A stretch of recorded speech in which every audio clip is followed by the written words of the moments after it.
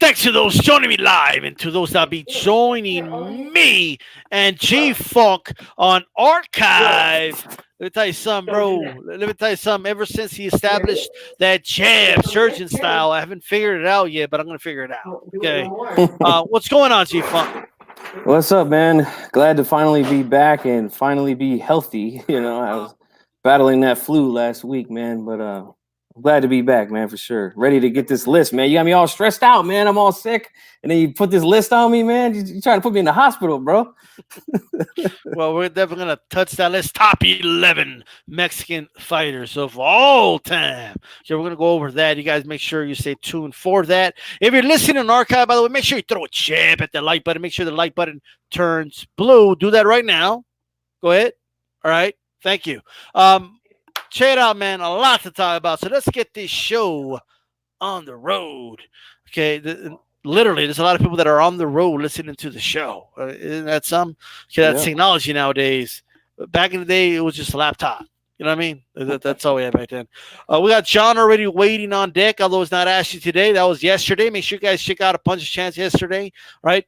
William Salute D-Style and chat. What's going on? AJ Tenkin says, Que pasa, mi gente? In Boxing Conversation, Red Joe just came in saying, Salute, peoples. Absolutely. This is Mexican Latino Wednesday. All right. G Funk, Luis Ortiz going to be fighting for the WBC and PBC. I don't know what's going on over here, but hey, nonetheless, he's going to be fighting to become a world champion. Okay. In this sport that we love of boxing for Cuba. Okay. For Cuba, he's going to do it, bro. Okay. And for himself, by the way. And for his kid, too. This guy is motivated. I mean, you see, I don't know if he's overtraining or not, but he's training, right? I mean, this dude looks in shape. He looks ready. He looks locked and loaded. He has, I am sure Luis Ortiz has looked at that seventh round over and over again and has been saying, man, if I only had this, if I only landed that one more, if I was just that one punch away from knocking this dude out. What do you think, man? What are you thinking as this fight gets closer and the importance that this carries? Right, man. We all know he's super motivated. You can just see, man, by the way he's training. He looks in phenomenal shape for a 40-year-old. you know, obviously he's, he wants that piece of history, man. Just like what we had with Andy Ruiz becoming the first Mexican heavyweight champion. He wants that, man. He wants that. He wants to bring that title home to Cuba.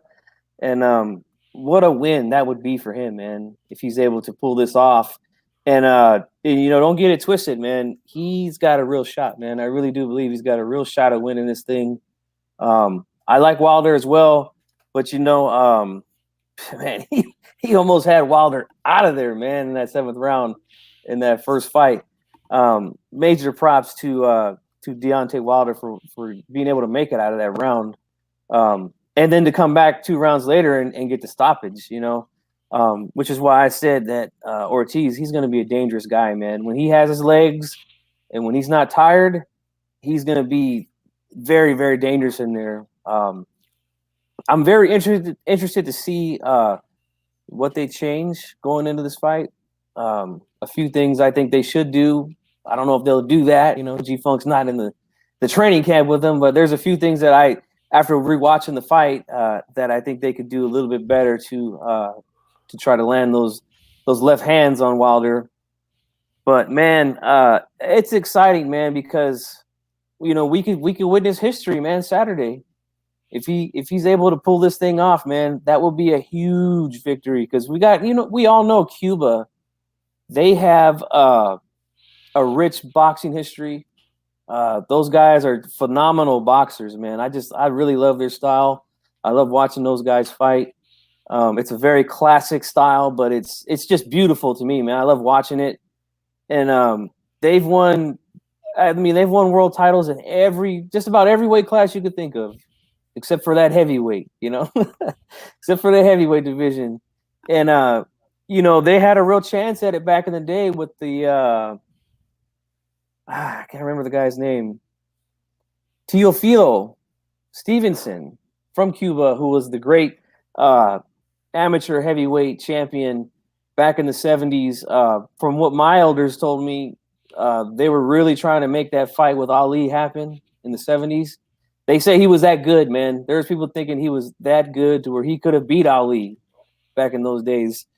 We'll never know, obviously, because Cuba, they didn't allow the professional fighting back then.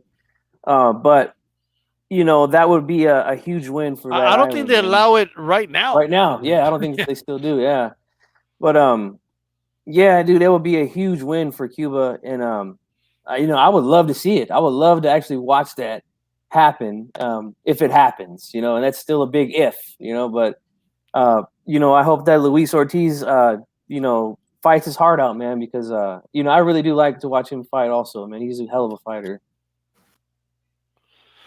Yeah, I remember Solis, Havana, Cuba, okay, who got a shot against Vitaly Klitschko, right?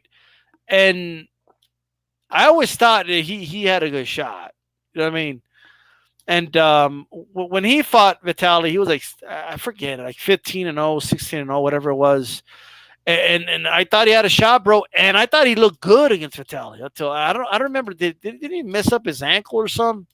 Something weird like that. Yeah. Some weird thing happened, but I thought he was doing really good against Vitaly Klitschko. I really did.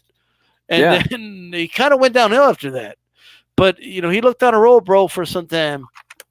Okay, so we'll see, Mr. Doc. I know I've asked often, but get widely varying opinions. Have I estimated the appeal of Ortiz versus Ruiz undisputed fight would have in North and South America? No, you haven't. That would be huge. Yeah. That would be unbelievably huge. I would say that Ortiz Ruiz for the heavyweight championship, which I think that's the most unlikely of all just because of, these two fights have to happen, and you know what I mean? A lot of things that are in place. But if those two were to fight, man, I know this is a stretch, bro, but I think that breaks all boxing viewership records in South America by far. Like that it would. Okay. Do you think it takes over like soccer? Like, let's say if we have not World Cup, but yes. Yeah. Aside from the World Cup final, yes. Yeah, because we would have. Let's just imagine Ruiz retains the heavyweight titles that he won from Joshua, and then we have Ortiz winning the belt from Deontay Wilder. We'd have all Latinos will hold all the heavyweight titles. Bro, let me tell you something. You guys need to understand. Ruiz won one fight, bro. Ruiz went from a virtually unknown fighter, okay, to going to meet by invite. It's not like he requested. He was invited, okay, to Mexico City to meet the Mexican president, right? And it was like a big deal. And he was in the streets of Mexico City, and people walking up to him and crying and shit. Like you know what I mean? Like this is like, we need to understand how big this would be. Luis Ortiz Ruiz would be huge, but hey, one thing at a time. You know what I mean? Right. Because let me tell you, Wilder has a lot to say about that. Exactly. And not to say, by the way, that even Ortiz loses to Ruiz, by the way, I'm sorry, to Wilder, you could still do Ortiz versus Ruiz. Oh yeah. Like it could still happen, especially like if it's like a decision win or something like that, and it's controversial or something. Then he could still fight Ruiz. It could still be huge, no doubt about that. What's going on? I'm seeing the dream. Boxing comments. What's going on? I believe I saw No Paul. Didn't I see No Paul? I thought I saw him. I thought he was in there. Yeah. Well, what's going on, guys? Man, Ruiz won 2 fights, but got robbed the first time. Well, the Parker fight was close. I got to keep it real. But I do feel he won, but it was close. And he was in his hometown. Yep. You know how that is. Absolutely. Teresa D in the chat. What's going on? It says salute to D-Style and G-Funk. Salute. Salute. I need a drink. Oh, yeah. I'm right there with you. Yeah, most definitely. All right. What about this other thing, man? That I know you mentioned it the other day in the show, but Luis Ortiz and Wilder's mentioned it, like in many interviews, how like he doesn't mind, giving Ortiz this huge payday because he could relate to him, right? And I don't know if in Ortiz's case, if it's a son or a daughter, it doesn't make a difference, but that has like a disability, right? Right. And Wilder the same thing. And what are your thoughts on that? Because Well, both these guys are fighting for their kid, bro. And at, those are two dangerous men. absolutely, absolutely. Yeah, and I could relate to both of them in that particular case because I'm a special needs father myself. So I know how difficult that journey can be. Um, but I believe they both I think Ortiz's daughter, I think both of their daughters have something.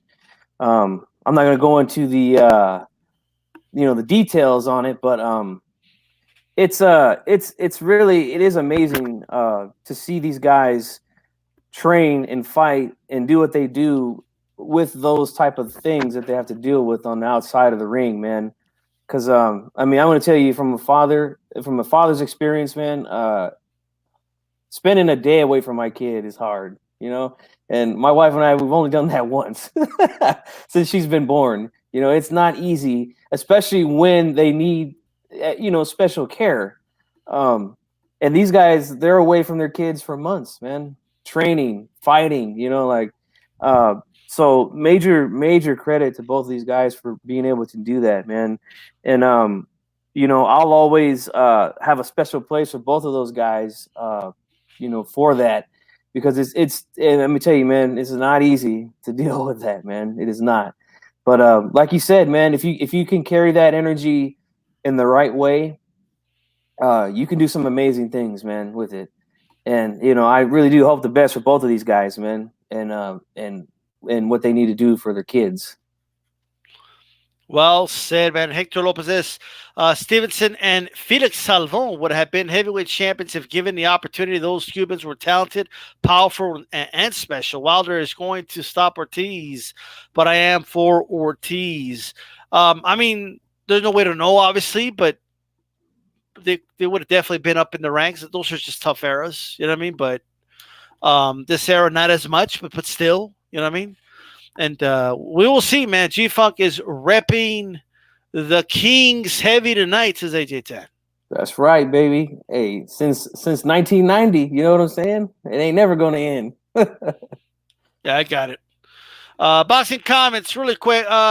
Questionable. Did the winner of Ruiz versus AJ has a fight previous to Wilder? Who deserves a fight? I say Fury.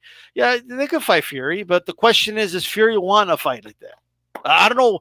Fury wants to go to the WWE and pretend to punch people and knock them out. Okay, which is cool, but if you're a professional boxer, I don't know. That's what you should be doing. Okay, well, what this guy needs to do is get in the ring with Wilder, by the way, because those are his commitments. But if he doesn't fight Wilder, does he get in the ring with Ruiz? I mean, look, I'll keep it 100. I think he'll give Ruiz a lot of problems. Okay. But it's not like Ruiz is out of that fight.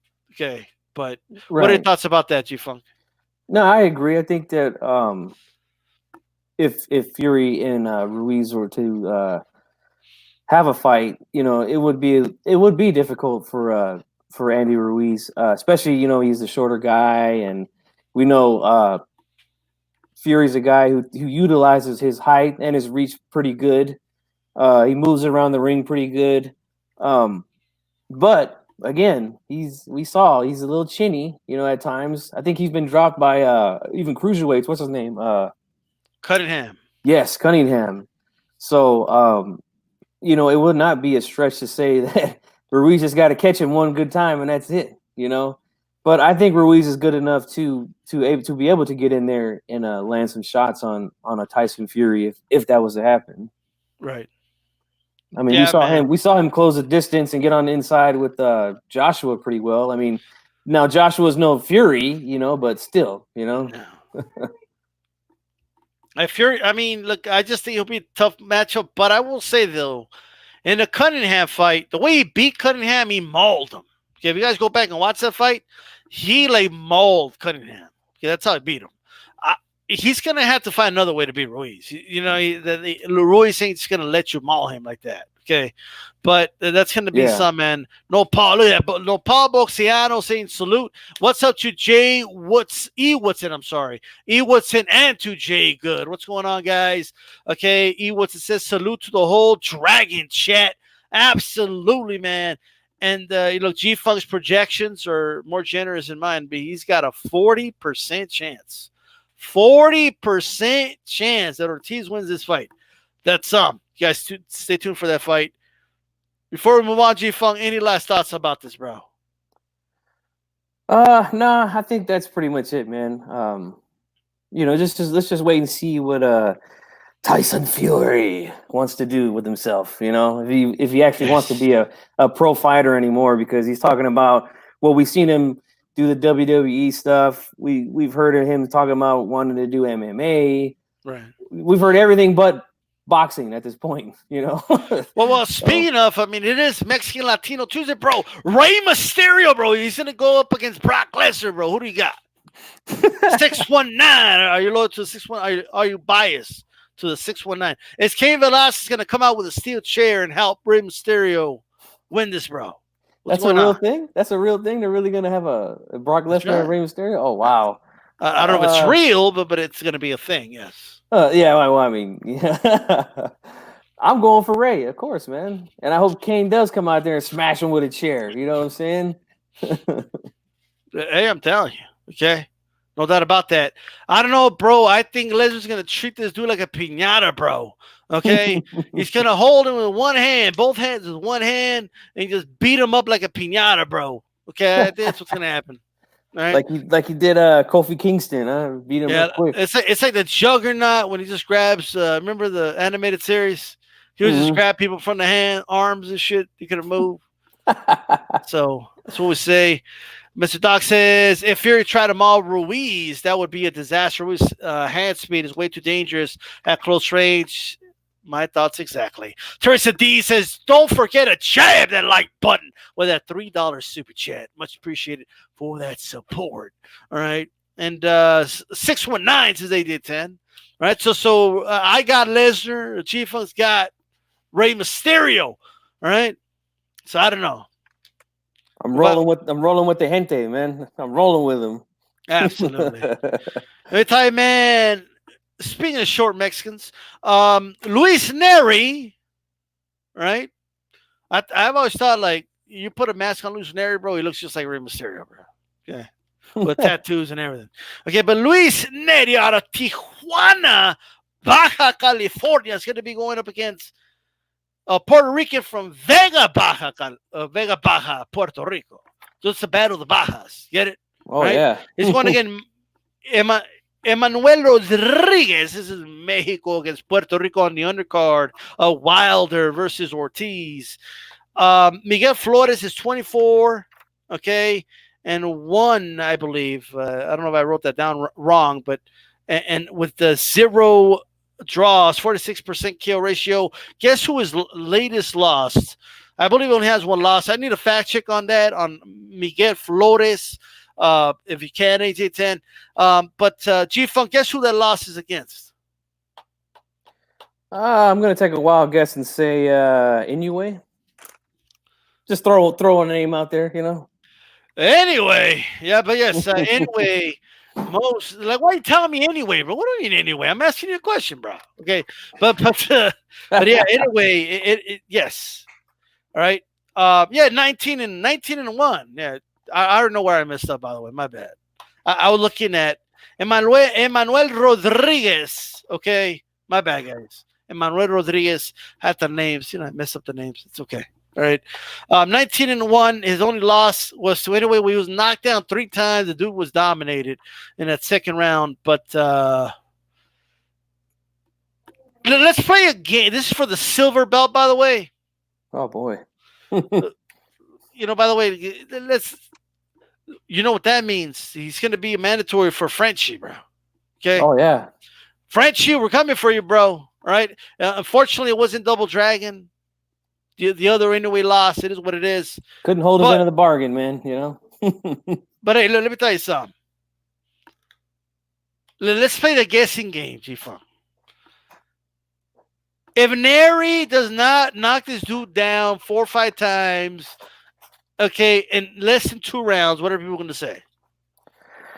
See, I told you, he ain't good. He ain't ready for Inoue. Inoue's going to run right through this guy. He's a bum. And they, who knows? They might still say, hey, you know what? He still needs to fight Inoue's brother or fight Frenchie first. You know what I'm saying? You know they're going to say all this crazy stuff, man. But you know what? Them dudes was eating some major crow after that Donaire fight, man, because they was talking all that same stuff about Donaire, and guess what? The fight went completely different from what they thought, you know? But we know how it is, man. We know that, you know. Go ahead, man. No. I mean, you're absolutely right, bro. Like that's what they're gonna say. Like it's look, Neri's style is not to go in there and just blast you out. That's not a style. Like he doesn't go out there and just blast dudes out. He goes out there, he feels guys out, he works the body, he walks you down. Okay, he fights from from a distance, from mid range. He likes to close distance here and there. You know what I mean? He's a percentage fighter, and he's smart and tactical.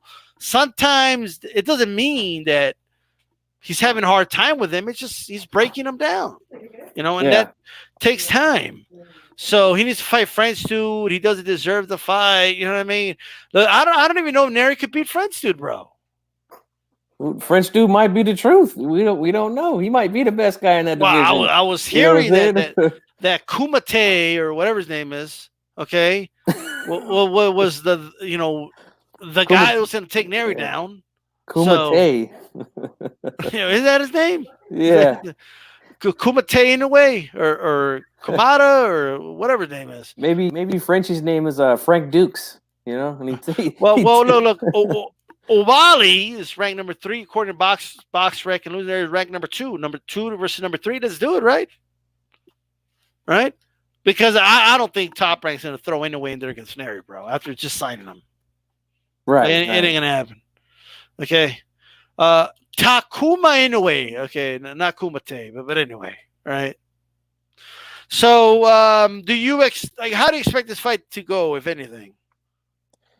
I'm gonna expect Neri to do his thing, man, like he always does. Go in there, take his time, be patient, set his shots up, go to the body, So he shouldn't go in there and like try to beat the clock. Like, hey, Inoue beat him in the second round. You got to do it quicker. Like, you know what I mean? Just go in there, just balls to the walls, and just knock him out. Nah, I think that'd be foolish of him to fight outside of himself. Right. Go in there. Take care of business like you're supposed to. I mean, let's just be honest about it. He's supposed to beat this guy, So go in there and take care of business the way you're supposed to, and hopefully we'll get Frenchie or we'll get Inoue sometime in the near future, man. But I don't think it's a good idea to go out there and try to make a statement and try to finish him out real quickly, because you could just leave yourself open to get caught with something. Who knows what could happen then, man? Just do your thing like you normally do, get the W, and move on. Exactly. Just like we're going to do with this segment, right? Right, G-Funk? Anyway, moving on. Yeah. There's a slow calculator start. He has Freddie Roach in his corner, and I heard he's sparring with Pacquiao. What happened with Reynoso, by the way? What happened with that? I know. That was kind of strange, huh? He just bounced out all of a sudden. I thought that was team contaminated meat. Oh! Leo Santa Cruz will be on the undercard of that fight against Miguel Flores. All right? Oh, boy. And Leo's 31 years old, bro. This dude's 31 years old, walking around with a 50% KO ratio. And he's going to be fighting Miguel Flores. This is for the WBA Super Championship. What are your thoughts? Sounds like a barn burner, man. We got Santa Cruz versus the florist, Miguel Flowers, Man, get out of here with this. I don't even know who this guy. You ever seen this guy fight? Flowers? Or Flores, we should say. I mean, I ain't never even. I saw some of his stuff. I wasn't impressed. I got to be honest. You know what I mean? He's gonna have to show me something here, like over the top, for him to have a shot. Okay, Exactly. so Yeah, if you don't have some sort of outer body experience, I don't see him winning. Um, but Santa Cruz, he better take care of business here. That's all I'm going to say, and he better take care of some other business that's going on. That we know what's up with that. So let's just go ahead and take the florist out. Get him out of there, and let's see what you're going to do now about the situation with Gary Russell. You know what I'm saying? let me talk directly, okay, to this dude. Okay, Miguel Flowers, bro. Okay, Miguel Flores is who we're going to be fighting. That's what they're telling me right now, right? When you could you guys imagine? I want to ask the chat. Could you imagine if like Wilder Ortiz had Leo Santa Cruz against Gary Russell Jr.? Like, could you imagine if right now we were talking Leo Santa Cruz against Gary Russell Jr.? Like, that was a topic. That's the fight we were breaking down and thought about who could win this. And I mean, that would be something, right? And I look, Hector Florida says Flowers is good, but he's going to get knocked out. Look, man. Sadly, Florida's brother was killed in the ring. He wants to win for his brother. Man, that is a sad story. I did not know that. And look, in the end, I'm gonna be honest. If even though I don't think he's gonna win, I hope Miguel Flores lands a punch from the gods and knocks his dude out. I hope he knocks out Leo Santa Cruz for all the running this dude's been doing. Okay, Leo Santa Cruz should join the long distance track team of Mexico. Okay, he would win the gold in the Olympics. All that running that dude's doing. Okay, you want to win gold? Just put Gary Russell Jr. there. All right. This time Gary Russell's about to come. Dude. Man, look at this. He don't stop. That Leo Santa Cruz guy. Well, where does he get so much energy to run so much? Oh my God. That's what we will say. Okay. That's all you got to do. Right? And you want him like to pick it up. Like if his running coach, his track coach was like, man, last smile. I don't know if he's gonna make it. Tell Riggindale's behind him. Your dude's gonna run so fast. Okay. Dude's gonna run so fast. He's gonna run so fast. Okay. That's what I'm telling you right now. Right, G-Funk? G-Funk. Where you at, G-Funk? I don't know where G-Funk went, guys. I don't know what's going on. What's going on with G-Funk? I don't know where the dude went. Whoa. Where's G? Ruben Guerrero's here, guys. All right, I guess it's time for Baby Nuts of the Week. What's going on, bro? I know you're going to call me Baby Nuts of the Week. I can tell you that right now. Okay. What's up, hey? How you doing, hey? What's up, DStyle? What's up, Holmes? Now, what's going on? By the way, is El Tri gonna get baby nuts if they don't make the World Cup, bro? Like, what's going on over here? I'm hearing all this shit. You're damn right, eh? They are. And let me tell you something, Holmes. All right, I'm in a little bit of a calm mood today, Holmes. All right, it's getting cold out here. I got to stay all nice and warm with my ruca in the house. So I'm in a nice mood today, Holmes. But I still got baby nuts. And I'm going to tell you who the baby nuts is this week, Holmes. And you guys just talked about him, eh? And that's Leo Santa Cruz, eh? Let me tell you something, eh? Let me tell you something, Holmes. Let me get ready, eh? My son, Robert, would never let another fighter put his hands on me like that, eh? He would never let another guy come up and put his arms around me and take videos, take selfies. What is this, eh? What is this all about anyway? Touch your gold? Would he touch your gold chain? Never, Holmes. He would never touch my gold, eh? And you know what? My son, Robert, he would have been in the ring with him the next day, Holmes, because he's a warrior, eh? He's a warrior. And he would never let some guy do that. And Santa Cruz, let me tell you something, Holmes. Get some balls, eh? Where's your huevos at, eh? All right? You need to call this dude out. You go in there, you take care of business with Flowers, eh? All right? and then you called out Gary Russell, Holmes. If not, you'll be baby nuts of the year in my book, eh? Baby nuts of the year. Let me tell you something, bro. Let's say Robert's not around. Gary Russell puts his arm around you, so it starts, showing his phone and shit. He's like, "Yo, what's up, Robert? Where you at? Like, what do you do? What? You're gonna let him just put his arm around you like that?" Let me tell you something, eh? All right, I am what I am. No matter what I am what I am, eh? And I'm a mad dog, Holmes. All right. And if somebody was to put their arms around me like that, I would put them out like that, eh?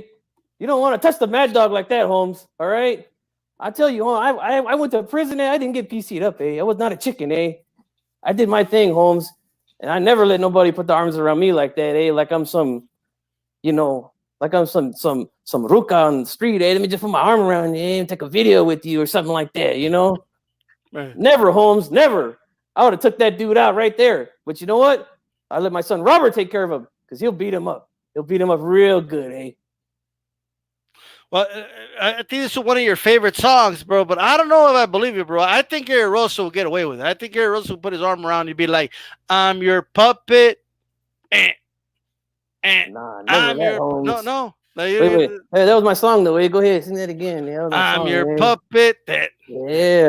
That. There you go. You know what's up, Holmes. That's right. You guys see those moves? The slow motion moves. Right? That's right, eh? This was slow motion for me before slow motion for me was a thing. All right. So with that said, I still think your son Robert is an overachiever. The dude hasn't been good since 2007. I think the dude should retire. Why is he still in the ring? All right, Holmes. Now you're getting me mad, eh? Now I'm about to take off my flannel, Holmes. All right. He hasn't been good since 2007. My son Robert is a warrior, eh? He's a warrior. This dude, he's flat-footed now. He can't box with this shit. His last good win was against Berto. Okay, like way back when. All right? Yeah, and guess what he did? You see what he did to Berto, eh? It's just going to do the same thing to these guys, eh? If they ever get into the ring with him right now, eh? Man, these guys your are baby son nuts hasn't thrown a good punch in 10 years. Okay? This dude's out. Bye. Okay? Goodbye. Let me tell you something, eh? All right? Don't ever disrespect my son, Holmes, because I trained him, eh? And we're warriors, eh? Why do you think our name is Guerrero, eh? Because we're the warriors, eh? And he'll take you out. And then you guys never gave him credit for jumping up over 2 weight classes and going up and beating Berto up the way he did, eh? And then that Mayweather, that chicken, he ran from my son in that fight, eh? He ran. Right. He didn't want to stand toe-to-toe with him, eh? Okay, the only running I see is this dude running out of town. Goodbye, Ruben Guerrero. Okay, I'm done. That's it. Okay. But with that said, I do agree with him about the Leo Santa Cruz in fairness. Right. Get somebody, editor, get somebody get G-Funk back in the show. Every time he sees Ruben Guerrero, dude runs. Okay. Yeah, get the dude back in the show. Right? I don't want this guy. I'm just saying. Ruben versus Angel. I'd like to see that fight. Okay. Well, G-Funk's in the back right now getting ready. Okay. We're going to wait for G-Funk to come back. Okay. That's right. What would a woman do? Ruben do if someone took the tortilla out of his hands? My tortilla, Holmes, he'd probably like stab him or something. I mean, who knows? Right. But with that said, Ruben Guerrero stop by. Baby Nuts of the Week is the one, the only Leo Santa Cruz. Where'd you go, bro? What's going on? I had to look. Dude, I'm over here talking to the team over here. I'm like, well, where the fuck G-Funk go? I don't know. You know, man, I got to give that guy some room, man. You just never know with him, man. He's a loose cannon, bro. Yeah. So I give him all the space he needs to vent. You know. Right, absolutely, man. So, what are your thoughts on this Canelo situation with Kovalev, bro? Like Kovalev coming out, talking cryptic a little bit, and insinuating that there's a lot of insinuations. A lot of it could be lost in translation, but there's insinuation that there was some funky business going on. He threw the fight, et cetera, et cetera. He said some similar things after the word loss. But what are your thoughts? Well, I'm gonna stick to my guns and say that I don't think that the fight was fixed. But certain things that happened during the fight, and I think that Kovalev's explanation as to why he fought the way he fought, I mean, it did raise some eyebrows, especially with me, being that, you know, this guy, a middleweight, comes up and now all of a sudden you're afraid to get hit. You know, you're excused, well, I don't want to throw punches because I don't want to get hit in the body or things like that. Like, I don't know. To me, that just seems kind of fishy. Now, all of a sudden, he's coming out, and like you said, very crypt-like with his whatever he's saying, Right. talking about how he, you know, the odds were so stacked, it was impossible for me to win, and you know, he didn't have enough time to recover. You know, I don't know, man. I mean, I wouldn't put it past him to do something strange like that, but you know, it's crazy. I mean, we all know Canelo. He's the A side, no matter who he's in there with, and he's gonna have his way in negotiations, man. Kovalev and them should have known that. I'm sure they did know that going in. Right. And they signed the contract, you know, as Plus, they like decided to take the Yard fight too. Yeah. There was an option to give Yard step aside money. Yeah. So yeah, they signed. Hey, like you say, they signed a contract, bro. You know, signed a contract, bro. Yeah. Signed a contract. There you go. Yeah. So you know, hey, Kovalev, I'm gonna tell you like this, man. You made your bed. Now you got to sleep in it, man. I don't want to hear no excuses. All right. Yeah, he made excuses for the Ward fight too. Absolutely. The rehydration clause, age, timing were big factors, but Kovalev never been able to hold an L. The one thing, even in the post-fight, like immediately in the post-fight interview, he said, well, this guy was fresh and he came in fresh and it was kind of like his accent's hard to understand in English, but I do remember him saying something like he wasn't himself. You know what I mean? So I'm just saying, man. And you know, Watson brings up a good point. You know, there's so many suspect variables. It is boxing. You can't rule anything out in boxing. You know what I mean? No, you never can, man. But the dude is a sore loser. Like, there's no doubt about that. Okay. Oh yeah. Against Cole from jumping, you know, at all parties involved knew it. It is what it is. I guess. Yeah. I guess. Yeah. So you know, I don't know, man. I just think that Calder's got some issues. And maybe more information will come out of this, but as of right now, that's all we really got. You know what I mean? Yeah, and I mean, we do know that he's got cases going on. Yeah, in his country. So, I mean, that just kind of makes it even more like, okay, maybe he did take. I think he got paid $12 million for this fight against Canelo. Yeah, he made a lot of money. Yeah. So I mean that might have just got him out of whatever he was facing. You know.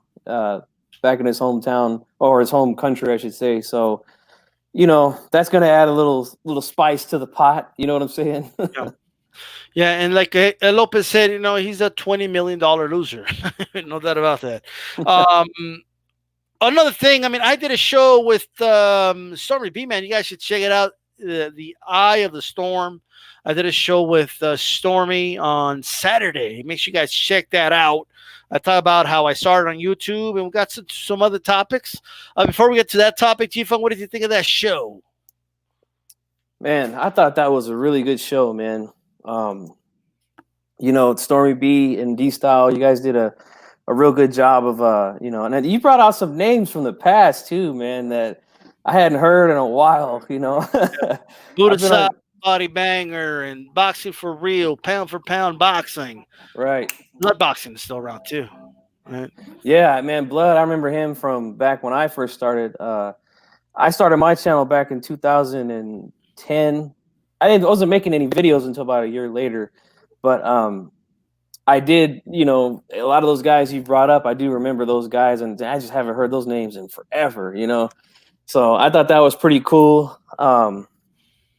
And I liked how you guys talked about the Canelo situation. You know, did you want to say anything more about that, or you want me to just say my piece on it? Let's go ahead and say your piece on it, man. All right. So, like I said, you know, earlier, I I've had my channel. I've been doing prediction videos here on YouTube for about 8 years now, I want to say. And in those 8 years, I've done a lot of Canelo videos. Obviously, he's been a popular guy, since then. And even before then, he was a popular guy before he made the crossover here in Mexico. But you guys talked about how he became so popular, but mostly what you said about it, how you just flat out said, the bottom line is this: the guy was selling out arenas in Mexico before he came over here, strictly because he looks like a white guy, So, well, there's different variables, right? I want to make sure people understand there's a lot of nuance to this. It's not like this one thing. Part of it is because he was talented, right? But we've had a lot of talented fighters, yes, a ton. So it's not like you can't be light skinned in Mexico and suck and sell out arenas. You know what I mean? That's not gonna happen. Like, you gotta fight. Yeah, you gotta fight. You gotta be able to fight. You gotta be good. And Canelo's good. You know what I mean? And then the factor that he's different. It doesn't mean that's a bad thing. It just means he looks different than your stereotypical, Ruben Guerrero, I guess you could say, Mexican. All right. It's just, I'm just, it is a stereotype, but I'm just saying that sticks out, and, but yes, there is this kind of, I remember watching novelas growing up, and I was wondering, like, why are all the rich people white and all the poor people are brown? And you know what I mean? Like, I always wondered those things, and it wasn't just about money; it was about status. Like it's crazy. It's painfully obvious, man, when you put it that way too. Like, just looking at not only the novellas but the talk shows, the hosts of these big famous talk shows in Mexico, like Cristina, the news anchors that are there. They all look the same. You know what I'm saying? Like you said, they look white. The poor people always look brown, and not by definition, right? You're going to see some brown people. That I think the richest dude in Mexico is brown. You know what I mean? Right. But it's when you look at the population, it's just a thing. And let's not pretend like it's not. Like when Canelo was on the come up, you always have people joking about how dude's not Mexican. You know what I mean? And like, how's this dude Mexican? Why he don't look Mexican? Like, well, what do you mean he doesn't look Mexican? There is light skinned Mexicans. You know what I mean? Absolutely. It's just that boxing is a sport of that generally who boxes in it. Poor people. Yeah. You know what I mean? It's the truth. It not by definition. I'm not saying every person that has ever boxed is poor, but Canelo wasn't like that typical look. You know what I mean? Now, what does that translate in terms of,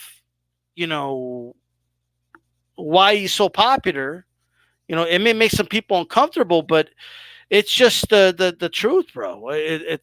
I honestly believe that Saul Canelo Alvarez, if this dude was brown skin, I'm not saying right now he wouldn't be popular, but he wouldn't be selling out arenas. Okay. At age 18, right? When he hadn't fought anybody yet. Okay. Before he became a world champion in Mexico. Exactly. It wouldn't happen. And look, and I'm not even saying, by the way, that it's a bad thing or that Canelo should apologize for that. No, I'm just saying that he obviously caught the eye of the public because of that. Yeah, and that's it's just flat out, like you said, it's just flat out the truth, man. I know a lot of people that have been down to Mexico, and they've said the same exact thing. You see the poor people on the streets there; they all look brown. They look indigenous to the land, Right. As when you see guys that look more like Canelo, they get they get the pass. You know what I'm saying? And it sucks, man. And I like how you brought up the history of it. Going back to the colonization of our land. They're the ones that put this type of stuff in play. To where if you look more Spanish, you're going to be considered top class. As if you look more like an Indio, you're going to be at the bottom of the barrel. Right. And it sucks that a lot of us still have that mentality, man. Especially over in Mexico. And And I mean, that was one of the reasons why I pushed hard for guys like Marquez when I first started my channel, because as good as he is, and I still believe to this day he's a better fighter than Canelo. He could not sell out arenas, man. Like even after his, I believe, bro, when he fought Casa Mayor, bro, that fight did 50,000 pay-per-views, bro. Right. I remember when he fought Bradley on pay-per-view, like that place was not even sold out. Yeah. And those are two top fighters, But like I wasn't even gonna really talk much about this until I saw a post, bro. Like there was this dude on social media. I put it on my page, by the way, where like he was saying, "Why do all Canelo haters look like this?" You know what I mean? And like he put like a picture of like indigenous, like I guess what he would say is indigenous people. Yeah. Now, first, that's not even true, bro. Like a lot of Canelo fans are brown, bro. Like, let's stop the nonsense. Okay, absolutely. We're not talking like this is not an argument of whether the guy is good or not. The argument is that this guy get a special privilege, calling it for what it is, that someone else wouldn't have gotten. Okay, it doesn't always have to be this. Look, we keep it real, right? Chavez Jr. had a special privilege, right? He inherited his dad's like pop. You know what I mean? Like if he wasn't Chavez Jr., if he was somebody else, nobody would pay attention to the dude. You know what I mean? Mm-hmm. But in Canelo's case, the guy literally was handed a fan base, bro. Absolutely, yeah. And that's the thing I try to get across people. And any kind of constructive criticism of Canelo, you're labeled a hater, and and even the pro fighters that have come out and said things like to bring up Marquez again. I believe that his criticism of Canelo is fair. Same thing with Eric Morales recently. It's fair criticism, man. It just is because. Go ahead. No, go ahead. Before I get to the count, go ahead. Oh no, I'm just gonna say because man, now I forgot what I was gonna say. Sorry, That's but right. Well, let me just go to the comments really quick. Yeah. And I think classism is a big in Latin America. It is right now, bro. Bolivia is being taken over by a religious zealot who said some racist shit about indigenous people. It's unbelievable nonsense. Now, granted, someone may say, "Well, that's not Mexico." Have you guys seen most of these Mexican politicians? Have you not seen them? They're not exactly a representative of the country. Okay, I'm not saying that no light-skinned people should be representative, but I'm just saying, you know what I mean? Mm-hmm. I know Paulo Bocianos, it's hard for Mexicans to stick together. Everyone seems to have some kind of complex or hate of one another, and I agree that it should not be that way, but that is there. You know what I mean? Yeah. Spain had some class system in New Spain, Mexico, where the Spaniards born in Spain were the top of the food chain, indigenous were at the bottom. And I actually did talk about that on that Stormy Beat Man's channel. That is broken down. But yet, since my family's from Mexico, and I have brown, blonde, ginger cousins, all kinds. It doesn't matter. We all not rich. We're not saying that though. I didn't say that. Yeah. Okay. We're not saying that. I remember one time, I was at a Walmart, right, and there was this like dude that I mean it's obvious he has, I do believe he was German, okay, but so I just assumed the dude spoke English, right, and it was work, and well he did, but I'll get to it. He was wearing like a Walmart vest. He worked there, and I'm like, I forgot what I was asking for. Like, hey bro, do you know where the whatever is? And he looks at me like this, like. And at first I'm like, maybe he can hear me, as I repeated my question, and he's just like, un momento, por favor, un momento. And I go, oh, yo hablo español. And then dude busts out with better Spanish than me. Okay, first of all, right? Right. And then he tells me wherever I was looking for, right? The dude was from Mexico, right? His parents migrated, or not, I don't know if his parents or grandparents, but what he told me, migrated when the Nazis took over Germany. Like they left, bro, and they went to Mexico. You know what I mean? And ever since the family stayed there. So there are farmers and people that are not rich that live in Mexico. Okay, I mean, I'm not saying there isn't. So let's not get that twisted. But if we want to put the math, guys, 80% of Mexico's wealth, okay, is owned by white people that live in Mexico. So like, if we really put the numbers behind it, like I'm just saying, okay, and many would say like the descendants of Cortez, right? But whether the descendants of Cortez or not is irrelevant. But you can't tell me the class system that was put in place in New Spain had nothing to do with that, of course, Yeah, and right? it's still there, and it's still painfully obvious, man. And that some people, And it wasn't just you about know, money, though. It's not a financial thing. yeah, yeah, Okay, but the reality is that this is not all Mexican people. Okay, and I got to be honest. Usually, people that take offense to what I'm about to say, I always raise my eyebrows. Okay, I'm making it clear this is not all Mexican people, but don't tell me that the in general, okay, in many cases, lighter skinned people get treated better than darker skinned people in Mexico. Like, let's just stop the bullshit right there and let's not act like that's not a thing. Okay. Dude, I went with one of my aunts, bro, who's dark skinned when I was a kid to Mexico. This lady literally just took her cart. Like, she already had her cart. The lady took her cart, took her stuff out, and just went away with it. And one of the workers told her, hey, no, no, no, no. Like, basically told her, no, too bad. There's nothing you can do about it. Okay. So I know that's anecdotal, you know what I mean? But it's a thing, and unless you address it if you don't address it and condemn it, it's going to keep happening. yeah, And being silent about it is just as bad as doing it. yeah. Might as So, well, yeah, yeah. absolutely. So now, does that mean that of course not. Like, not every single, person in Mexico does that, but it does happen.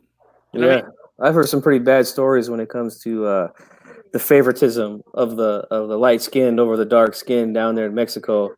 Uh, I had a friend who I knew who he was from Mexico, and he looked almost like he was from India, like he was that dark, you know. And his mom was from I want to say I can't remember where, but she had that thought in her head that the lighter the better, and she's even told him that. Like, he told me, she said to him one time, yeah, you're a good looking kid, mijo, but if you were lighter, you'd be even more handsome, like, I mean. And that's the thing. Like, dude, let me tell you something. We're about to get to this list, but when Barrera called Morales a stupid Indian, okay, there was some shit behind that. Like, that's not like an accident. And like when people say, "Oh, soy un indio," para la matemática, like I'm an Indian when it comes to math. Where the fuck you guys think that comes from? You think it's just an accident? And you know what's so funny about that is the Indians that were residing in Mexico prior to the colonization were fucking mathematical geniuses. Like, and to use that to say, "Oh, I'm an Indian when it comes to math," like, Dude, that's it's just like ridiculous. the idea that Spaniards came here and tried to equate the creators of the Aztec calendar, bro. Okay, people that already had sewage. Okay, I mean, they already had a system in place. All right, the idea they would come here and call those people idiots is beyond. Beyond me. Okay, Yes. at the same time, beyond. Like, but that's where it comes from, bro. Like, and people like. I remember, like, even people in my own family will like say certain things. They don't realize the history behind it, and I know they don't mean anything by it. But when people say, "Soy un indio para leer," I'm an Indian when it comes to reading. When they're saying, "Oh, I'm stupid when it comes to this," there's a reason that comes from something, bro. Right? Yeah. And if you don't want to take our word for it, man, this is what I always tell people, man. Look, there's I love plenty. Jalisco, by the way, but go ahead. There's plenty of information out there, especially today. Like, when I studied this stuff, like, you actually had to pick up a book, back when I first started studying this stuff. Nowadays, it's literally at your fingertips, man. Just do your research on the history of your people, man, and you'll see that what D-Style and I are saying is 100% true, man. I mean, that's really all I got to say, man. But I'm just very, very sad and upset that this is a thing still, Yeah. Yeah, it is a thing.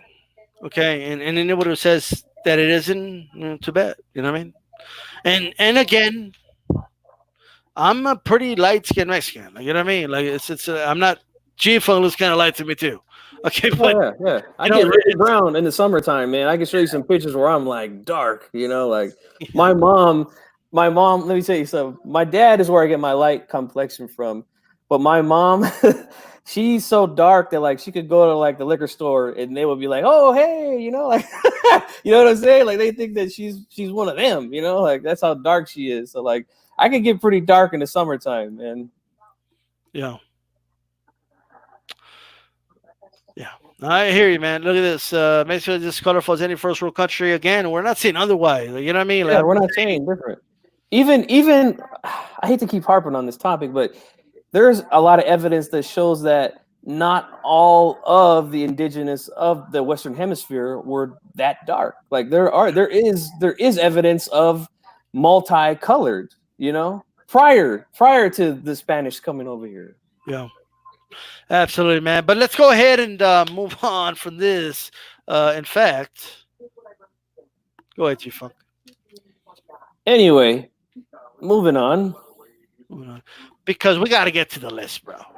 Okay. Oh man. We got to get to this list.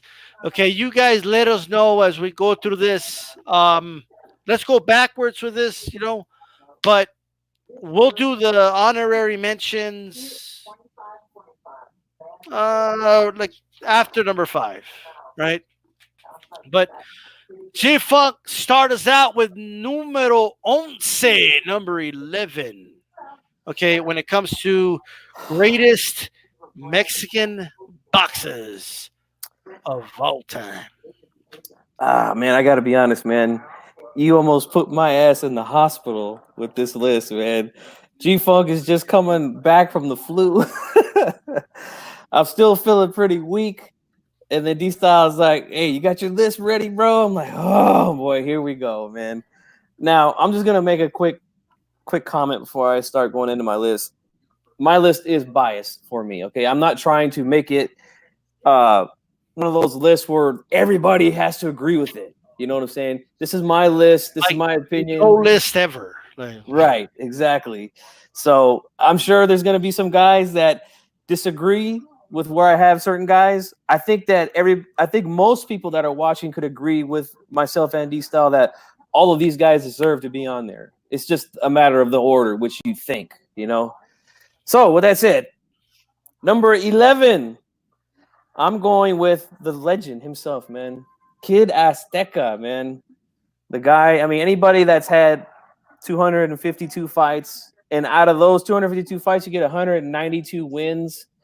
That is crazy, man. The guy's a living legend in Mexican boxing history, man. And I'm sure you'll concur with that.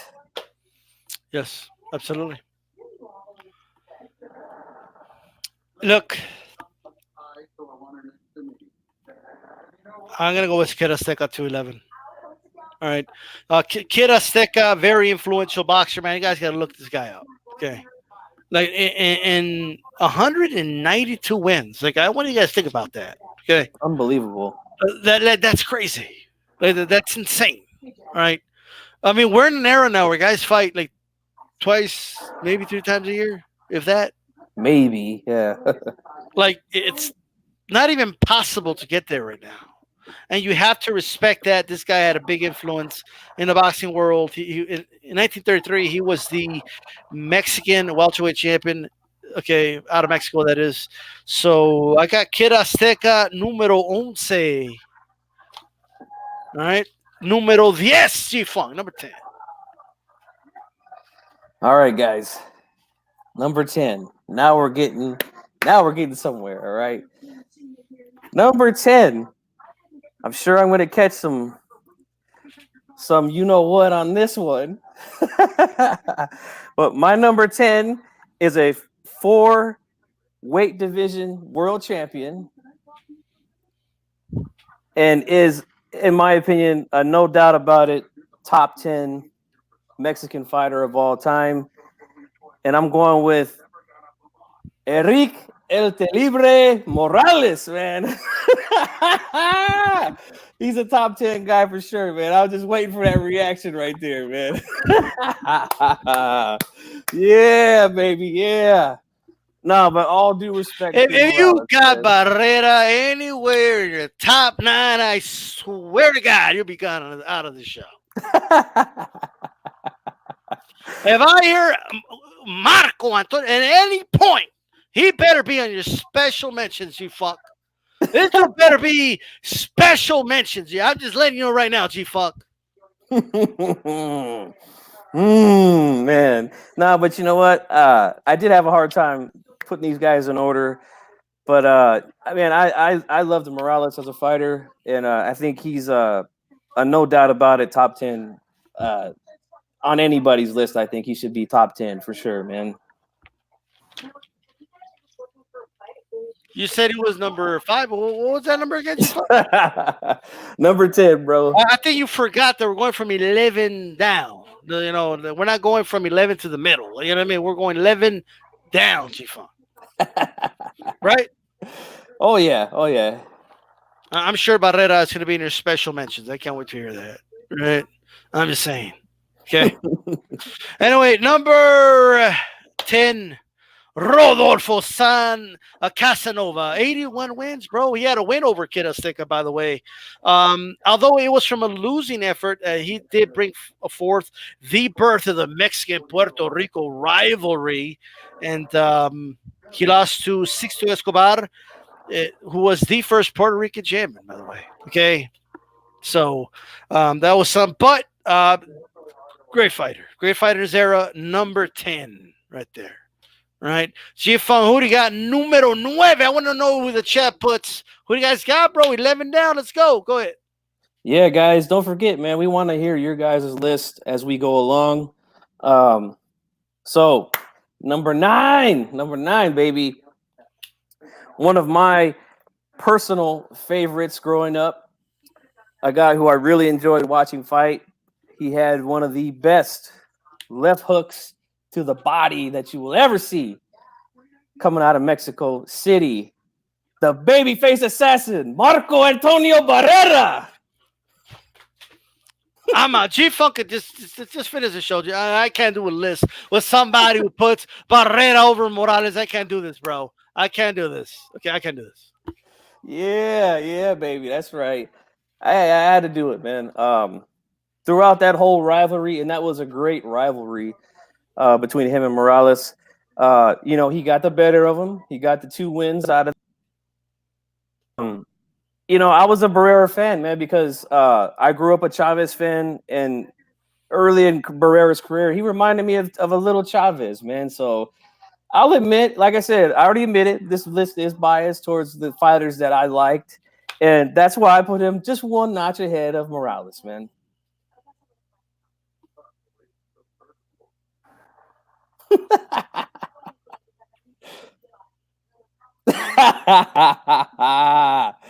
Oh, man. G-Funk, this is your moment to say, just playing. I got it the other way around. Go ahead.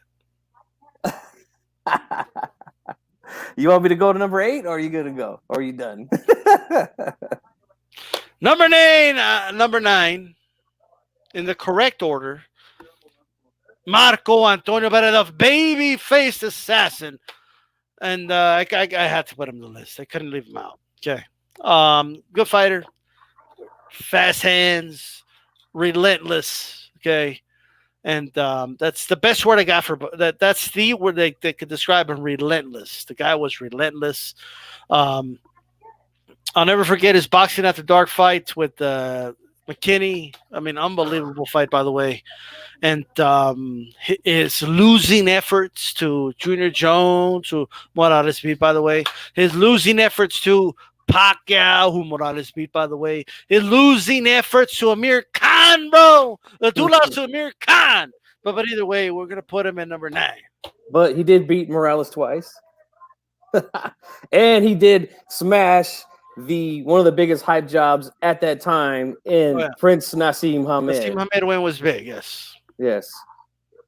Got to give him that. Yeah, I wouldn't say it was a hype job. He was hype, but he was a good fighter to see. Well, the reason why I call him a hype job is because the first time they threw him in there with somebody real, you see what happened, and he never came back, or did he? I think he had one fight after that, and then he was done. I think. Yeah. But the way, I mean, I do got to say, though, I have a hard time putting somebody ahead of Morales that when they lost their first fight, they wanted to quit boxing. You know what I mean? Hey, I hey, don't know about that. You know what I mean? hey!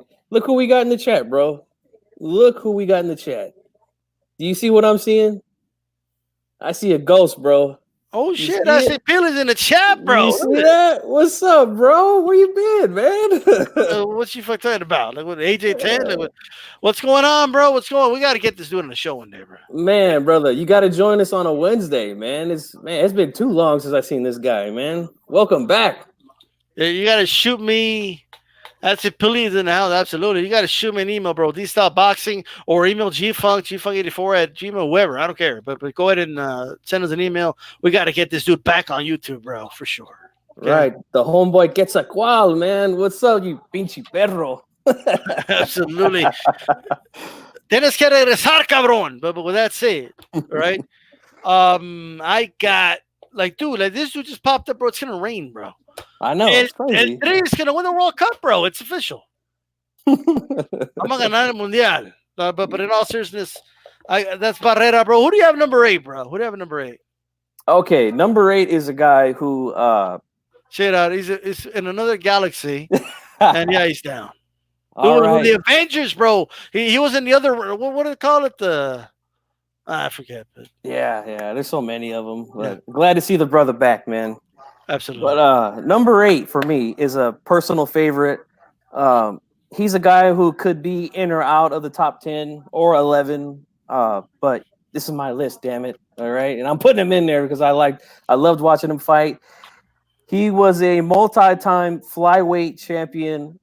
He held both the WBC and the IBF multiple times in that division.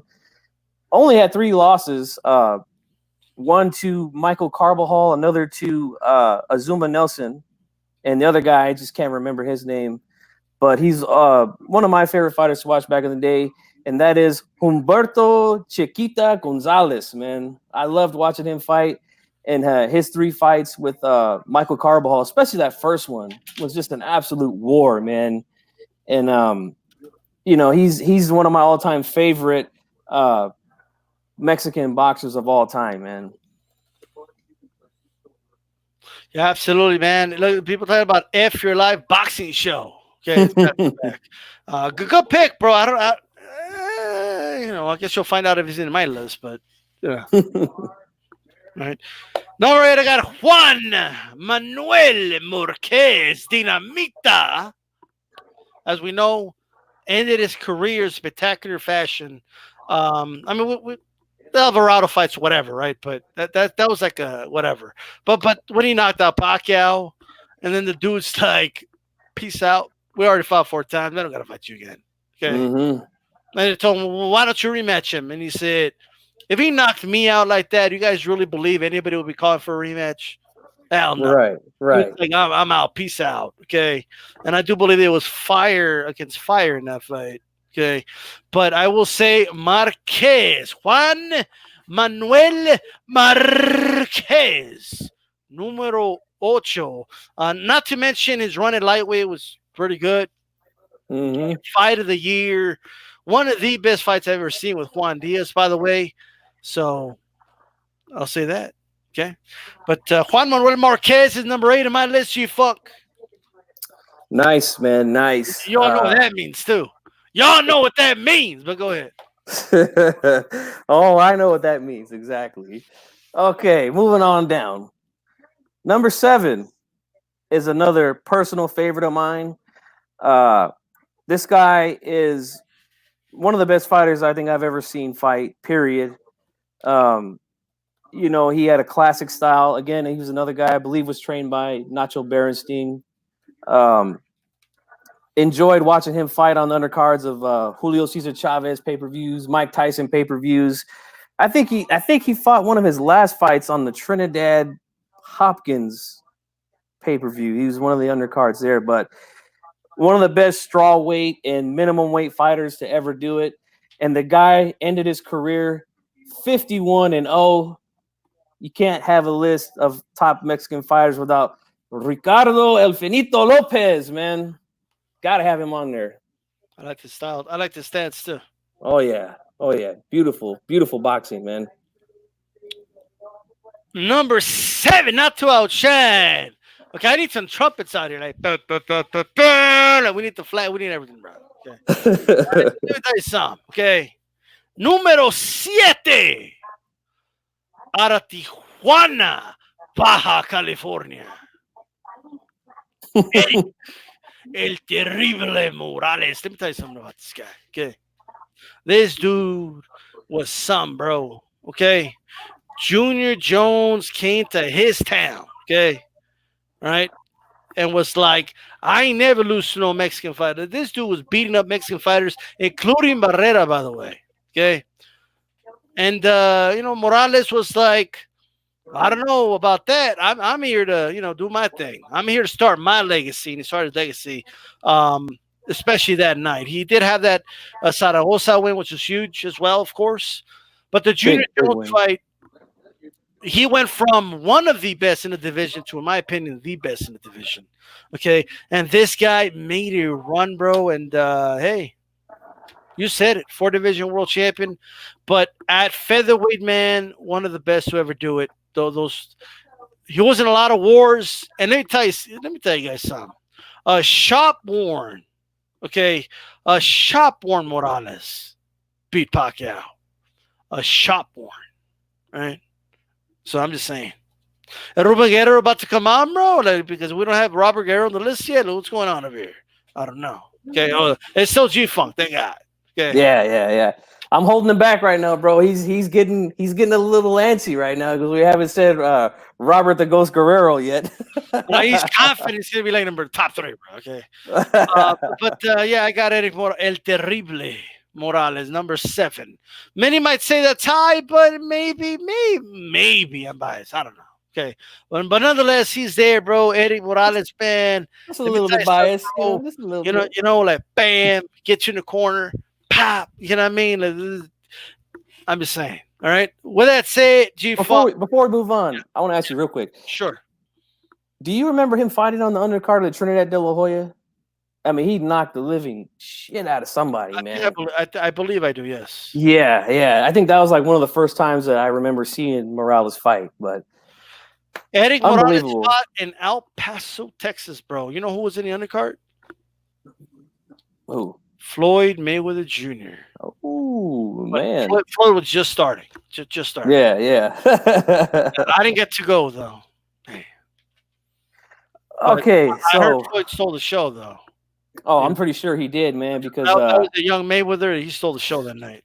Dude, young Mayweather was unreal, man. Unreal. Number 6 for me. Moving on down, all right?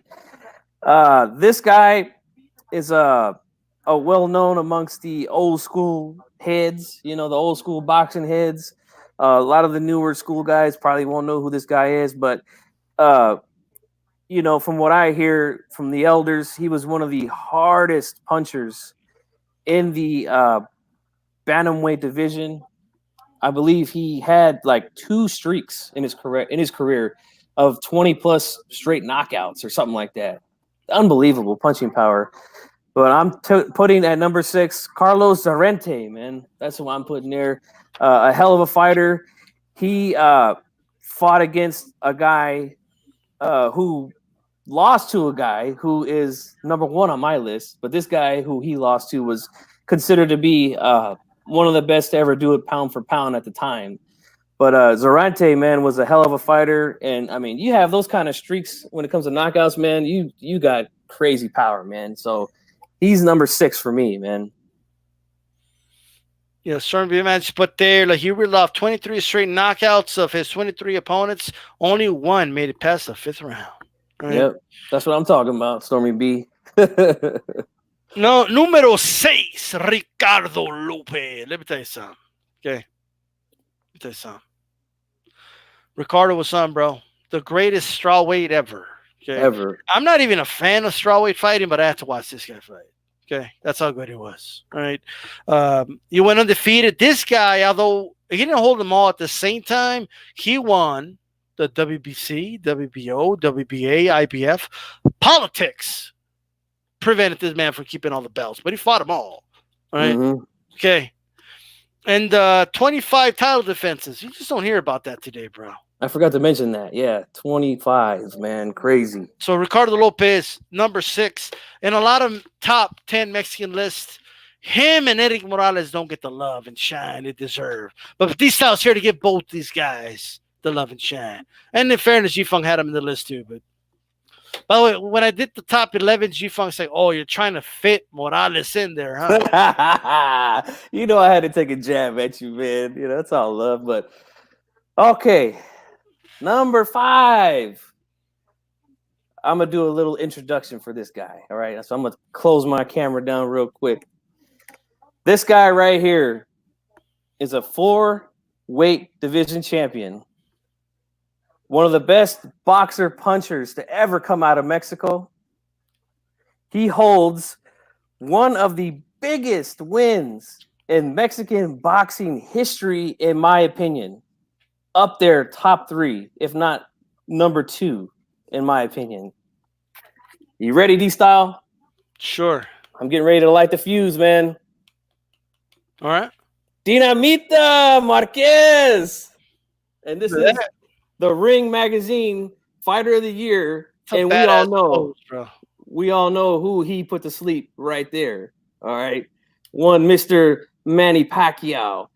And, they might want to shake him. He might still be a little asleep from that. He might still be a little groggy from that right hand. But that win right there, dude, that was one of the biggest wins in Mexican boxing history, in my opinion, because of the position that Pacquiao was in.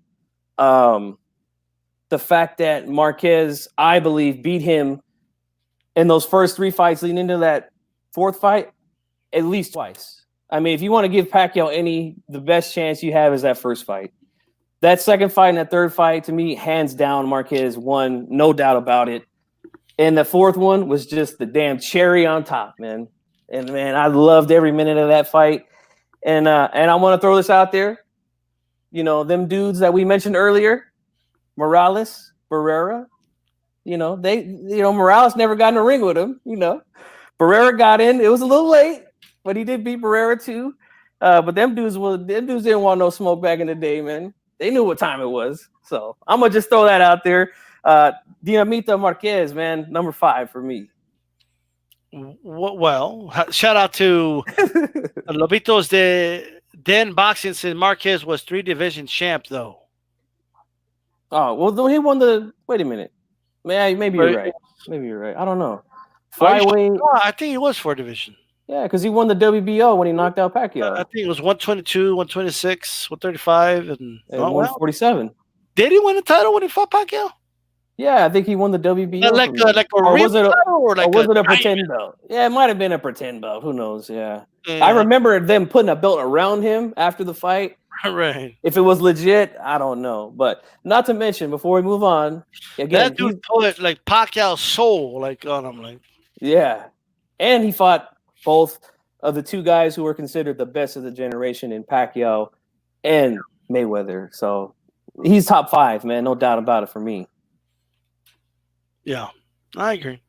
So my number 5, right? Vicente Saldivar, great featherweight. Back in the day when you had to become a Mexican champion before you went to the world stage. Okay, so this guy was a reigning Mexican champion. Became featherweight champion. He left the game. All right, there was an Australian and a Cuban that ended up taking the reins and really standing out in that division. A Cuban, Jose Legra, was one of them. Right, came back and beat him. Okay. This guy, right, was something. Okay, so I got Vicente Saldivar, and Asik Pili just said it was the fight of the decade belt. Okay.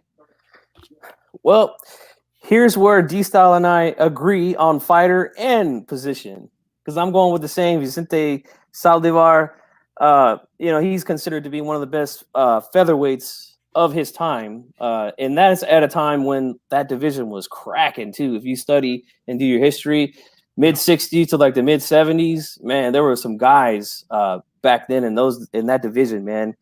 And he was the real damn deal, man. Like you said, he had to earn his way, to that world stage, man. And I got him in the same spot, man, as you do. All right. Well, there you go. I think he's right about there. It sounds about right. Number 5. Mm-hmm. Number 4 is going to be I know it's going to be controversial because he's universally known as the best. Well, wait, that was 4, right? That was 4 we just did, right? 5. You sure? Oh, yeah. I'm sorry. I did 4. Now you're going to 4, right? I guess so, yeah. Yeah. Yeah, you did go first, actually. Yeah. So it wasn't the same number. You had him a little higher. Okay. My mistake. Number 4. Número 4. Okay. Julio César Chávez, el gran campeón mexicano. He's number 4 on my list, bro. Okay. His resume speaks for itself, right? But he's number 4 on my list. Yeah, I have him. I don't have him number 1. Yeah. He was my favorite fighter growing up. And I actually have him, if we're going to move on down the list, I have him number 3. He's my number 3 guy. Tell me, before we move on from him, what are some memories of Julio Cesar Chavez that you have growing up? Well, number 1, that fight with Meldrick Taylor. Just crazy, insane fight. But not to mention his fights with Whitaker. Obviously, that was a huge fight. His fights with Oscar, those were big promotional fights. Although at the time, Chavez, in my opinion, was not the same guy that he used to be going into that fight. But nonetheless, he went in there and got beat up pretty bad in that first fight against De La Hoya. Did a little bit better in the second fight, but still lost. But just a lot of good memories watching Chavez, especially with the family, getting together, watching all of his fights. Didn't matter who he was fighting, especially that Camacho fight. Oh, my God. I don't know if I've ever seen people at a fight party more wanting to see a guy get his ass whooped more than I remember. Dude, I remember the interviews here in Televisa the week of the fight. Okay, he was being interviewed before the Camacho fight. Okay, and I believe other publications had it out there as well, but this is what I remember. And he was like, the interviewer asked him, like, what do you think of Camacho? And he said, I'm gonna punish him. Like, I'm gonna beat the shit out of him for 12 rounds. Like, if I see him wobble or about to get out, I'm gonna lay off and I'm gonna let him survive. I don't like this kid. He's gonna piss blood. I'm gonna beat the shit out of him. Mm-hmm. He did not like Camacho, bro. No. Like something, and there was just something about Camacho that you really didn't like him. Well, I think we know why. It was the flamboyant style, the dancing in the ring, What time is it? Macho time. What time is it? Right. Don't get it twisted though. I enjoyed watching Camacho fight. I thought he was a hell of a fighter. He had the saying, the Hogan. Yeah. Like when he fought nothing but cab drivers, and he kind of wanted to punish him too. Like, this guy had a mean streak about him. I'll give him that. Yes, he did, man. He did. And hey, what else can you say? I mean, world titles in 3 different weight divisions. By the way, can we put away the myth that his style was to take 2 to land 1? Larry Merchant. Yeah. Okay. I don't know what the hell, dude. This dude's head movement was great. He could box out the back foot, front foot. The jab was intelligent too. The body work was unbelievable. The cutting off of the ring was unbelievable. The only guy that I really seen give him trouble was Meldrick Taylor in the first fight. But eventually he got to Taylor, so. But yeah, hey, over 100 wins, bro. They're still trying to figure out if this dude was a 3-division or 4-division champion. Yeah, I see that. But yeah, when you see a belt being put on a dude, and that's what you remember, then that's what you remember. Happletat says, I met Camacho, one of the biggest idiots I've ever met. Wow. Maybe that's why you want to beat him up.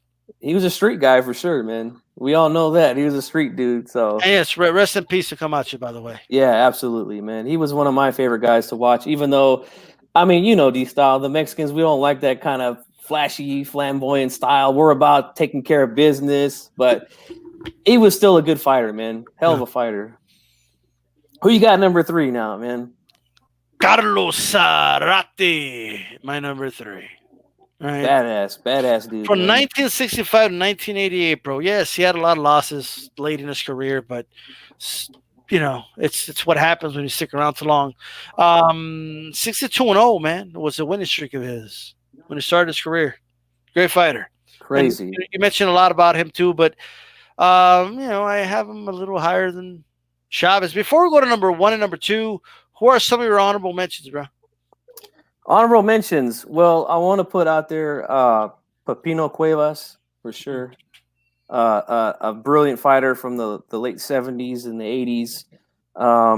Lupe Pintor, another great Mexican fighter who I wanted really badly to put on this list, but he didn't make my list. But if you were to take one guy out and put him in, I wouldn't be pissed. I really wouldn't.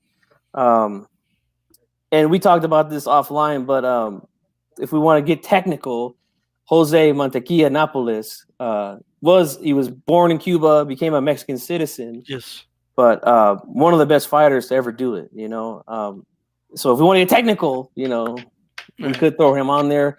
But I mean, a lot of dudes that we could put on there, man. Like Chucho Castillo was another guy that I liked. Jose Luis Castillo. Oh well, him too. But I mean, Jesus Chucho Castillo. I apologize. Yeah, yeah. I got Jose Canto, bro. Yeah, he could be on there too. Yeah. But you got him. Lupe Pintor, I actually thought would make my list until I started making the list. Yeah, same thing kind of happened to me too when I started writing names down. And it's I apologize, Miguel Canto, by the way. Yeah. But Miguel Canto, Lupe Pintor, he wouldn't have made my list, but he's one of my favorites, which is Pepino Cuevas. Great fighter, puncher, good fighter, but he's not a top 11. You know what I mean? but he's there. And Jose Nápoles, like, here's my thing with Jose Nápoles, right? I mean, he defected from Cuba because of Castro, right? So because of that, and because my respect to Cuban boxing, we're gonna do a Cuban list one of these days. He's gonna be on that list. Absolutely. I mean? But if you count him, because he is he did get citizenship in Mexico. You know what I mean? So if you were to count him, he would be on my top 11 list, without a doubt. Definitely. Also, he's not nowhere near my top 11, but he was a guy who I enjoyed watching, and he fought a guy from my hometown, Tony the Tiger Lopez. Jorge Paez, man, was a guy. Jorge Paez, yeah, I've heard about him. He's a guy who I really enjoyed watching. Mero Paez, okay? Here doing backflips, and you should doing backflips. Yeah, okay? he's a crazy athlete, man, for sure. But he's somebody who I just wanted to throw out there and mention, Yeah, absolutely, man. So who's your number 2, G-Funk? Number 2, it was a toss-up between the number 1 and number 2. I went back and forth a few times. I don't know number 1 is, but go ahead. But number 2 is considered to be the best bantamweight of all time. And anytime that I think you're considered that, you have to be somewhere close to the top of this list, man. And that's Ruben Olivares, man. Have to put him top 3, if not where I have him number 2. The guy was just a phenomenal fighter, man. Go back and look at some of his fights. There's some of them on YouTube you guys can enjoy. If you're sitting around one day, you got nothing to do, throw one of his fights on, especially his fight with Bobby Chacon. Bobby Chacon, bro. Good fighter. Yeah. Yeah, another good fighter from Northern California, by the way. But, but this guy has to be top 3 for sure, man. And I'm sure he's somewhere coming up on your list too. Absolutely, man. My number 2 is Antonio Margaret. I'm just kidding. At number 2, Chavez Jr. But Neri, bro. Like, Neri's the second best of all time. What are you talking about? Nah, man. Ramon is number 2. Ramon. Okay, and then look, a lot of people are already putting Canelo in the top 10, or there's some people saying he's the best of all time. Are you guys crazy? Like, what are you crazy? Like, he's not in the top. Like, you could argue top 25 right now. Yeah, Okay, I would agree if with not that. top 20. You know what I mean? But dude's got a ways to go. I'm just saying. But Ruben Olivares, to me, bro. I mean, you can't go wrong. You know what I mean? Can't go wrong. I No, got Ruben Olivares is my number 2. I wonder who you have number 1. I have number By the one. way, I got the stats wrong. By the way, it's actually Ruben Olivares who was active from 1965 to 1988. But I digress. But go ahead. Okay, number one, Ruben Guerrero. No, I'm just kidding. Hold on, hold him back. Robert, Hold him back. Hold him back. Ghost. No, is that Robert? Hold him back. All right. He what's in? We did have I had Finito Lopez number 6, and I had him number 7. So yeah, he's there. okay, we're finally to the end of this list. Now this guy is a sentimental pick for me, but you know he was the real deal. He was the WBC and lineal featherweight champion of his time. He has, in my opinion, and I think in most people's opinions, the biggest win in the Mexico versus Puerto Rico rivalry, man. I believe it is. Where you at with Fidel Lopez? Where you at? Whenever I talk about that fight that he had with Wilfredo Gomez, I mean, everybody tells me the same thing, and they have the same look on their face. They were like, man, let me tell you, everybody was talking about, well, Gomez was the best guy pound for pound. And don't get it twisted. He was knocking everybody out at that time. Nobody was going the distance with Wilfredo Gomez at the time. He has wins over guys like who we mentioned already, Pintor and Zorante. But the number one guy not only beat him, but dominated him in the fight. Dominated him. Busted him up. In an epic war for pride. I mean, this fight had everything. I mean, they had Gomez damn near had a salsa band with him out there in the ring. And then the other guy comes out with a mariachi band. So my number one is going to be, no doubt about it, number one, Salvador Sanchez, man. Has to be number one. The number one. Like we're over here acting like you guys don't know who my number one is or some shit. Like, you know what I mean? Like, y'all know who my number one is. It's Salvador Sanchez, bro. Okay? Mm-hmm. And if you want to argue that, I put Chavez over Zarate over Olivares, fine. Okay? But there ain't no way that dude's above Sanchez, bro. Right? No.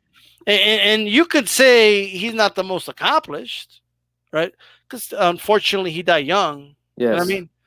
But we've seen enough. We saw enough. Mm-hmm. And the eye test, I gotta keep it real. It's not even close. Like between him and any other Mexican fighter, it's not even close, bro. Like this dude was worlds apart, right? Like when I say worlds apart, this dude was worlds apart. Okay, what it did to Wilfredo Gomez, okay, him defeating Azuma Nelson when he did. I mean, this guy was of another world. He was like when I heard, oh man, but this guy's still young, they don't develop. I'm like, dude, you know how old Salvador Sanchez was fighting killers, bro. I mean, this dude was he was a natural. This guy was born. He was born ready. Okay, yes. He was the one that was born ready. And I mean, if someone doesn't have him number one, the only argument I will accept is, well, he didn't accomplish as much. That's it. All right, that's the only argument people could use. But eye test and who I feel like pound for pound was the best Mexican fighter ever, it's Salvador Sanchez. By that definition, this guy was if you guys haven't seen, when he took the belt from Little Red, if you haven't seen his fight with, Wilfredo Gomez, if you haven't seen his fight with Azuma Nelson, You guys got to watch this guy fight. Go to YouTube after this show, all right, and pay homage to a legend and go watch a highlight reel of this guy, all right? And he's The sporting guy, with Afro too. I'm saying. man, the guy had that classic boxing style. But I mean, the power he possessed in those hands, the strength that he had, he was just so strong, man. Like the guys who, like, if you just read interviews of guys who fought him, they were like, man, this dude's strength was just crazy, you know. Like, I mean, and again, all the emotions going into that fight with Gomez. I mean, all of, like like I said, every time I talk to my dad about that fight and his friends, you know, they were all so emotionally wrapped up into that thing because, you know, Mexico versus Puerto Rico, man, you know, and they were just always telling me like, man, I was so tired of hearing the talk about Gomez, this and that. We told them all Sanchez is going to beat that ass, you know, and he did. And you know who we got to give credit for that, man? Don King put on a great promotion, man. He had the bands out there. He had the flags out there. He had everything going for this fight, man. And, you know, it was a hell of a fight, action packed from the opening bell to the very last part of that fight. But man, you could just see Gomez. He was so busted up, man. Both eyes were completely shut. I think he was bleeding from the nose. Also, there was no quitting him either, man. There was no quitting him either. But you know what? Sanchez was the guy, man. He was that dude. You know. I'm coming after you, G-Funk. Oh, that's what I'm gonna do. Now they got that Frank Arano jab. I'm gonna use the Salvador Sanchez style. I'm coming after you. Okay. I want to make sure people understand that this guy was like a shooting star. You know what I mean? Like he came and he went. But in the short span of time that he was here, dude did some phenomenal stuff and beat some good fighters. And it is, I can't even begin to tell you guys the following. This guy may have been known as the best fighter, period, if he didn't die. I'm just telling you. All right? He would give, I mean, I'm not saying he would surpass him, but he would give Sugar Robinson a run for his money, bro. Okay? If he was still around, if he would have stuck around. This guy was that special, okay? If Midwest James Toney said, oh, that dude can fight, okay, he can fight. Right? Like, he was just at another world, bro. Like, this guy was special, and there's no other word I can put beyond that, okay? Unrivaled Boss says 9 defenses in 2 years. Crazy, man. I think he had like 40-something wins at the time he died, right? Like over 40 wins, right? Something like that. Yeah, unfortunate he got into, I believe it was a car accident. But man, yeah, just like you said, man, I mean, who knows what he could have been if he, you know, if that wouldn't have happened. But yeah, for me, I've seen enough, man. I've seen enough. I heard enough. And he's going to be number one for me always, man, just because of that win. And you know, like I said, I keep saying this over and over again, but the stories that I heard about going into that Gomez fight, and then the first time that I was actually able to watch it once it got uploaded on YouTube like 10 years ago. Yeah, I know. I was emotionally wrapped in it from hearing the talk, you know, even though I already knew he won, you know, I was still watching it like, damn, this is, man, just imagine watching that live, man. And it was just 2 years before I was born, man, that fight happened. Yeah, let me tell you something, man. That was a big win. Okay. Huge. You know, so it's probably the biggest win in the rivalry since the Casanova fight. Okay. Yeah, I think so, man. I think so. But reverse this time. Mexico won it this time. You know what I mean? Mm-hmm. But it was some, and it's just a shame. Can you just imagine, bro, like a fighter 23 years old doing what this guy did, like now, and then he dies? Like, people don't even, this guy was like, they did a whole ABC special when this guy died. Like, you know, that's unheard of today for boxing, you know? It's almost like you say, imagine what he could have done. It's almost like, you know, again, coming from a musician perspective, you know, I'm a musician, I play the guitar. That would be like imagining what Hendrix would have done with his career, with his music, right, if he hadn't passed away so young, you know, and he was only 25, I think, or 26, something when he passed. And, you know, I kind of think the same way because this guy was that talented, man. 23 years old, man. 23 years old, unbelievable. Accomplished a lot. Mm-hmm. Right. Thank you very much for that, No Paul. I appreciate it. All right. Good With stuff, no Paul. showing that support. Man, this is a hell of a list, bro. And look, everybody's list is different. You know what I mean? Like, it is what it is. Like, but my list, like I respect G Funk's opinion, but I'm never gonna put Barrera over Morales, bro. Shit, never gonna happen. Not today, not ever. Okay. Not today, not tomorrow, not yesterday. Look, dude. Music had Hendrix longer than we had Salvador Sanchez, bro. Right. That's crazy. Yeah. Well, Hendrix was kind of in the shadows. He played with a lot of big groups.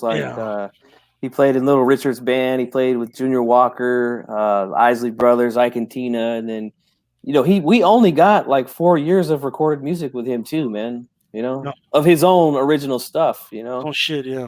But that was enough. Yes, that was plenty. To know he was good. Yeah. Well, we want more, sure, but man, if Salvador Sanchez stuck around, bro, who knows what this guy would have accomplished, bro? I mean, it's the sky was the limit. Yeah. Right? I don't know who else put the list there. You guys kind of all over the place, so we'll just go over this one. 11 Kid Azteca, 10 Cato, 9 Ricardo, 8 Morales, 7 Barrera, 6 Marquez, 6 Salivar, 4 Zarate, 4 Chavez, 2 Olivares, 1 Sanchez. There you go. Same list, just different order, Yeah, pretty much. Yeah, I had to put, I mean, what are you going to do? But with that said, G-Funk, man, this was a great show. We went over a lot of stuff. For those just came in, don't forget to go back on archive and listen to the rest of the show. Went over a lot of stuff. Any final thoughts, G-Funk? Just going to say, like I always do at the end of the show, I want to thank the brother D-Style once again for having me on the platform. I appreciate it. Even though you almost gave me a damn heart attack making this list of who I want to keep in and out, But I enjoy doing it, man. I love talking to sport. Thanks to everybody who watched, who jabbed that like button, and everybody who made a super chat. If you haven't subscribed to D-Style, make sure you hit that subscribe button. You can subscribe to me also at GFunky84 Boxing here on YouTube. But by the way, those asking for Canelo, look, I'm going to be honest with you guys. When I make an all-time list, I don't do it while guys are still fighting, guys. You know what I mean? Because you don't know what's going to happen. Like, you guys just don't know. Like, you know what I mean? Anything can happen, guys. Wait till the guy retires. Give it time, right? When all the hype and everything's kind of out of your system, and you could evaluate it a lot better that way.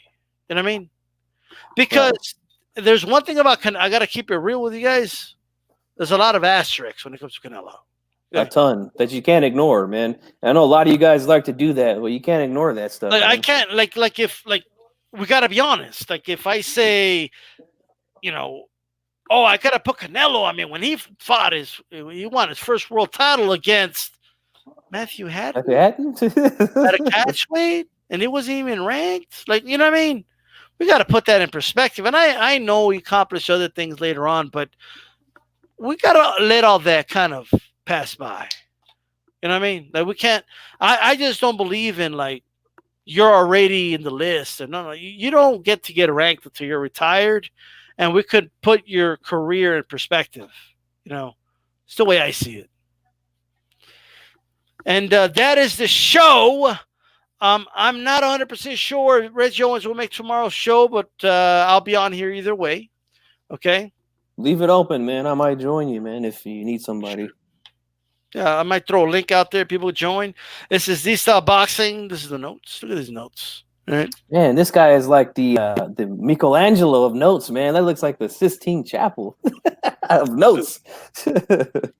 Man. Yeah, you can't compare a complete resume against incomplete one, absolutely. Right. Okay. Sanchez was probably on coke. Based on what, bro? Come on, Maxilla. Based on what? All right. Plus, cocaine don't give you boxing skills. Okay. Right. It's not like you could just snort cocaine and you're like a fucking Tasmanian. Maestro. Yeah, you're a Tasmanian devil all of a sudden. You know. It doesn't make you a boxing maestro, okay, by doing cocaine. I'm just saying.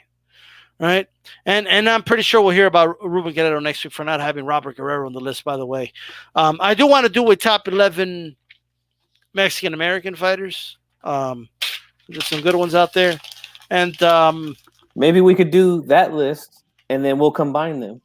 You know, mix them. You know what I'm saying?